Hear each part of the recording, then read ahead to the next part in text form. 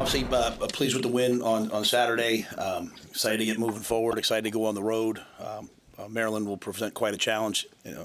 Fantastic defense, leading the country and at the tops of the country in terms of yards allowed, third down, great pass rush, great rushers, dynamic wideout core. So it'll be a great opportunity for us to go out and play a really good football team and get on the road and. Kind of really didn't do that. I mean, we did it at Kansas City, but not truly, get on a plane and go somewhere across the country. So look forward as a chance for our team to grow and build a sense of brotherhood even more. So we're excited about it. So I'll take your questions. Already seeing in the Big Ten games this year that the travel can have an effect if it's the travel, but road teams that go a long way are not having great success, like similar to last year. What with that in mind have you guys done in this program to minimize the impact of going halfway across the country? Sorry. Well, I think first, it's one of the great things about being in Nebraska. We're essentially located, so we're not on these 6-hour flights. I think about some of these guys going West Coast to East Coast. I mean, how hard that is. Even in the NFL, you probably only do it once a year. You go from the East Coast to the West Coast or vice versa. So, we study everyone. We reach out to everyone after they do it. If they play, hey, what'd you do?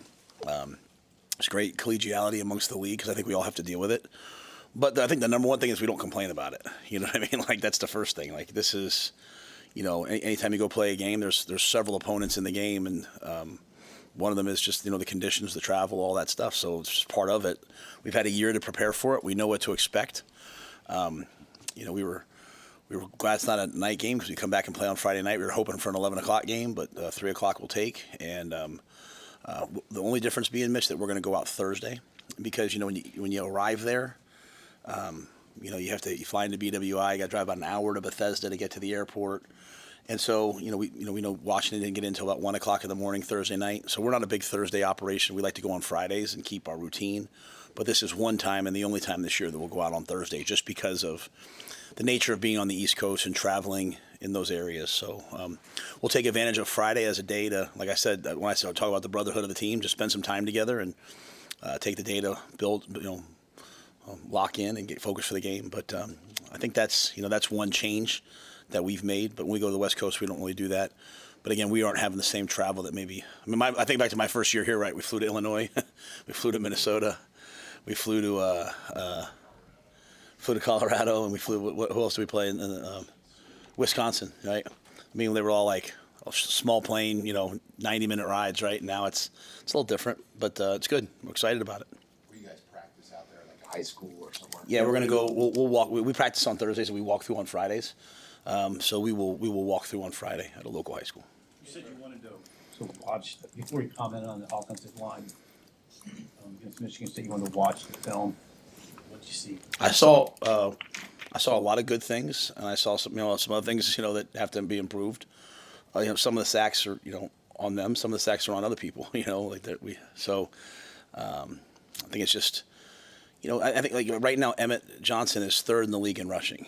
Right, so the narrative that's out there that we can't run the football is kind of silly, right? We're just, college football, you take away sacks. Are we giving up too many sacks? Yes. One of them, that's what I love about Dylan Rhule. He stands up on the one. I don't know if you guys, anyway, he went, that's on me. He was holding the ball, right? A third down sack doesn't really bother me as much as a first and second down sack. And because, if you just hurry up and get the ball in your hand and don't get the first down anyway, you're punting the ball. Now, we don't want sack fumbles. So yeah, there was just some times there, as we all saw, that things kind of got a little out of whack and out of kilter, and we have to be better.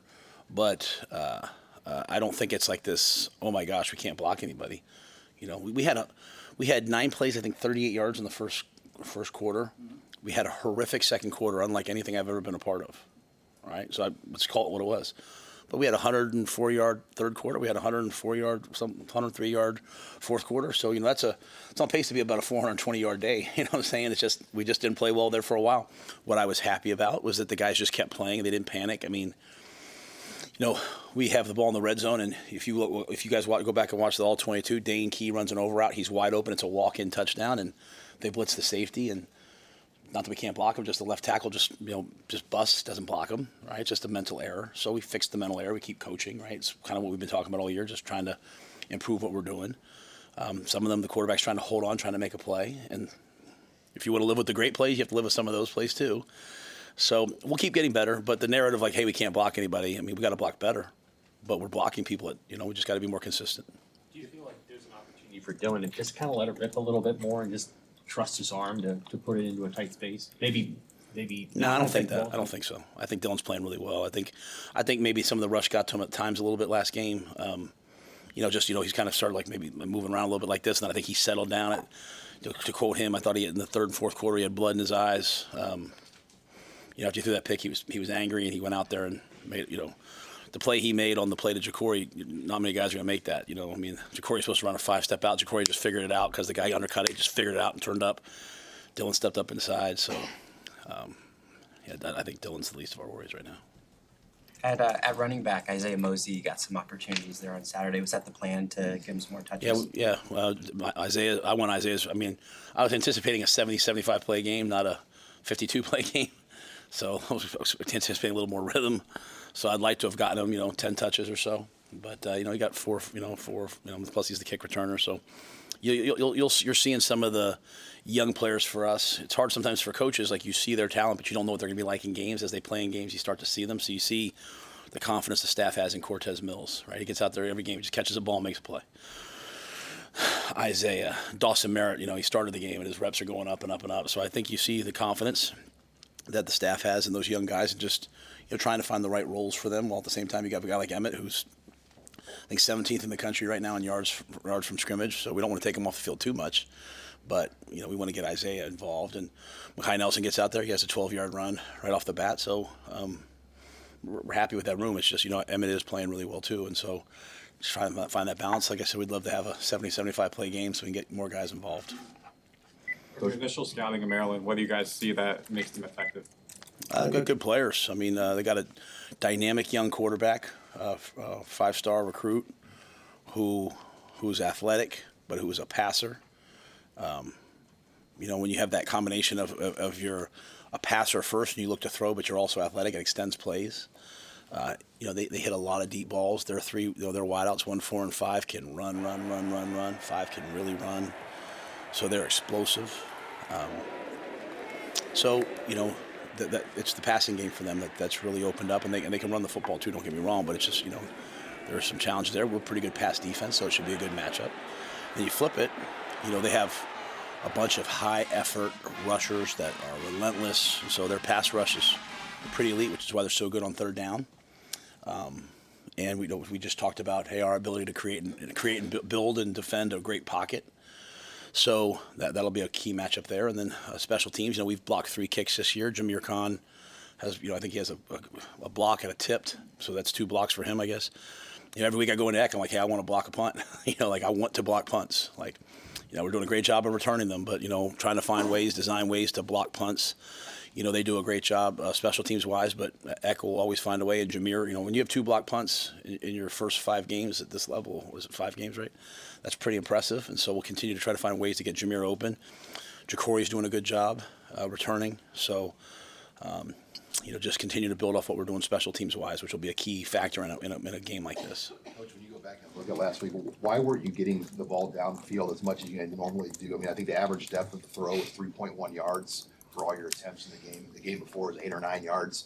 Was there something with the wind, or was it the pressures, the looks that was kind of preventing the ball from getting downfield? Yeah, I would say the wind was obviously a factor. I think you look at them, I think they threw for, there was at one point in the second half where both teams had under, 85 yards. So, I'm not here to sit here and be like, we can't sit here and say, well, the wind was there, so we didn't throw. But I just think it was kind of one of those deals where it was like that. I think we called some of those, and we had some guys wide open, like the play I'm talking about the Dane, and we just had a protection bust. And then just kind of, I think as games get like that, and you're just Dana was just trying to find rhythm. He's like, hey, let's get the ball in rhythm. Even on the play to Jacory, if you go, I showed the team the 3-play sequence of we throw a tunnel screen to Jacory and he drops it. Jacory Barney doesn't drop many balls. And it looks like it's going to be a decent play. We come out on a naked and Dane's open. We throw it to Dane and we kind of guys in Dylan's face and overthrown it. It's just it just feels so out of whack. Then we come out and we throw a double post rail route wheel with Emmett in the flat, 4x1. Lindemeyer has to block the end. The end gets outside. And He kicks him out. Dylan goes up inside. Corey figures it out. He throws the ball down the field on that play, and it's an explosive play. And so then all of a sudden we're going, right? So I just think it was one of those games where you're just trying to find rhythm and, is there a place to probably push the ball over the top of their heads maybe more often? Yeah, if people are going to allow us to do that. We called on one of the sacks, the one Dylan got, we called a double move to Ja'Cory, and they rolled over the top of him. And so the pick is a go and a post over route. Just, he had to get backside of the in cut. So what we don't want to do is we want to push the ball down the field. We want to do all those things. But we don't want to. It's kind of hard. Like, hey, Matt, why don't we run the ball more? Why don't we throw the ball deep more? Just trying to score more points than the other team, So I just think Dana's elite at like, hey, what's working today? What are we going to do? And let's just get the ball and play as much as possible when the chances are there. Let's take some shots over their head. But to not acknowledge the wind. Like literally on defense, like when they went into the wind, we were literally playing back shoulder man, like just let them throw the ball over the top. And if you flip it, when they went this way, they kept overthrowing all the go balls because all they were doing in man was trying to throw the ball over our heads. I have to say this, and it's not related to your question, but Sierra Wright was absolutely phenomenal. He got targeted 5 times, and he just absolutely was a shutdown nickel corner in the game. But, it's kind of like Rutgers last year. It was just really, really a hard day for the passing game. But I think, we try to find some screens. So I don't know if that answers your question, and I respect the question. I think we're always trying to find that. I do think people come out and play us one of two ways, like, hey, let's play quarters and let's kind of stay deep and force them to run it and force them to get the ball and play, in which case you need to make some plays. Or they play us in man and pressure us, in which case it's hard to hold the ball long enough to push the ball down the field. And so we'll continue to evolve and see if we can get better. The screen that went for the touchdown to Hunter, what did you see? What kind of a job did your O-line do on that to get out and help spring that? It was elite. Justin Evans comes out and has one of those blocks I think O-linemen dream of, even on the backside, Gunnar Gatula, he just does his job. He goes inside because, we're showing power, goes inside and steals the mic and blocks him for 6 seconds. On the far sideline, Dane Key blocks the far corner for like 7-8 seconds. And so it was an unbelievable play by Isaiah. Lindemeyer at the point of attack makes a great block. Justin comes down the line, makes a great block. Everyone's on their guys. So Isaiah makes a great play. And I think he'll be the first to tell you the other 10 guys, though, did an unbelievable job. And we ran that play earlier, kind of as we talked about trying to get the ball in play and get some momentum started. I think he got like 11, 12 yards. So, this was just another play like, hey, let's go get 4, 5, 6 yards, get some rhythm, and guys make a couple blocks, and he makes an athletic play, and it's gone. I don't want to force anything, but do you feel like that D-line took a step forward in this game? Yeah, that's not forcing it. Just the negative, the negative things can't be like this, and then the positive things are like, well, I don't. It's okay to say something positive. They'll still subscribe and listen. I promise, guys. It's okay to be positive too. All right. I'm just teasing. I love you.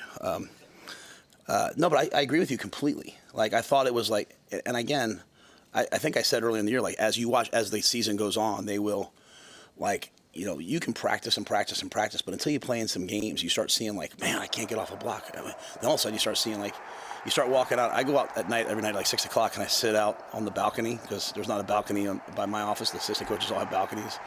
So I just go sit outside their offices and just kind of hold court for a little bit. And you look out there, there's usually someone out there working, doing some extra work,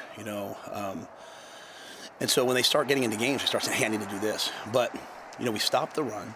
Right, so that's a positive storyline, right? This is a running football team, and we stopped the run and turned it into a drop back game. Now, credit to Childs, like to 2 short fields, man, he made some plays running around that bother you.